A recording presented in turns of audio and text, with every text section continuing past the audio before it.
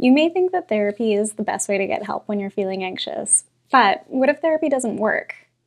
You need to find the right approach that works for you. Me. Hi, I'm Avril. I'm a licensed therapist, and anxiety is a journey. There's no one-size-fits-all solution that works for everybody. We're breaking down the most common approaches to treat anxiety so you can figure out which one's the best fit for you. Grounding exercises have strong research evidence to prove their effectiveness for anxiety. They're a really great way to connect to something other than the anxiety triggers.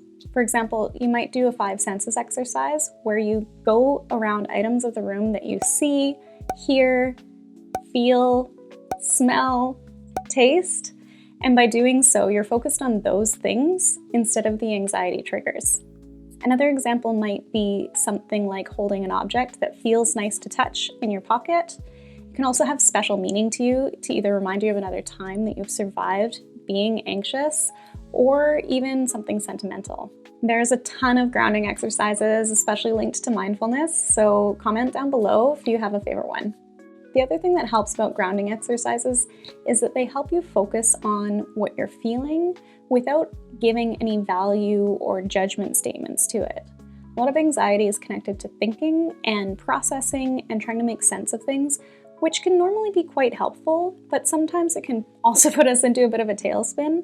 And so to pull ourselves out of that tailspin, we can just notice the thoughts, notice the sensations, notice the feelings, and become more grounded to the present moment here and now, rather than this ballooning idea of what could be. If you're somebody that likes to think through things and problem solve, grounding exercises might be a little bit hard to start, but they're actually a very trainable skill that you can learn, especially for people who are motivated to try it because they understand why it works. Some easier alternatives that you can try to start might be distraction delay or the acronym HALT: hungry, angry, lonely, tired. For distraction delay, you can try something like looking up photos of things that you like, or perhaps making a playlist of funny videos. Distraction delay can work quite well because visualizing something acts the same way on the brain as if you were actually there, and it can actually make your brain feel different or behave differently than it does when it's feeling anxious. For the acronym HALT, it's as simple as making sure that your basic needs are met. Are you hungry, angry, lonely, or tired?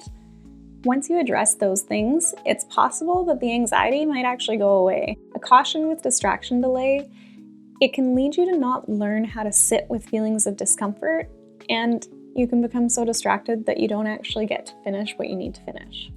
However, distraction delay or HALT might be a good fit for you if you're the kind of person that sees a pattern to your anxiety, or your anxiety is linked to a certain time or place, and you really just need to get through it until the anxiety passes. Another approach is to disrupt the feelings of physical anxiety in your body to get it to send different signals to your brain.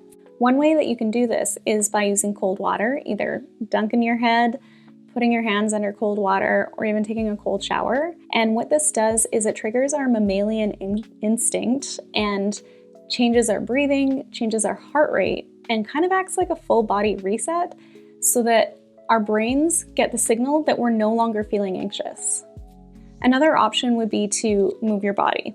There's a lot of different ways you can move your body. Swing your arms, go for a run. There's tapping, if you're familiar with tapping. Even just standing up can change what's happening in your body in terms of anxiety. Okay, this one's for the people that really like to think through their feelings. You can try to systematically rewrite your thoughts and behaviors that are connected to your anxiety.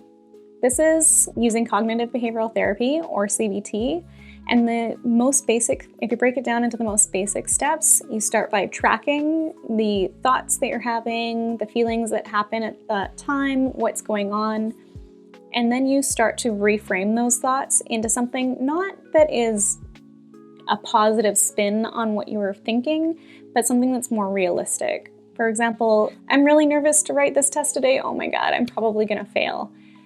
Try instead to think about what's realistic.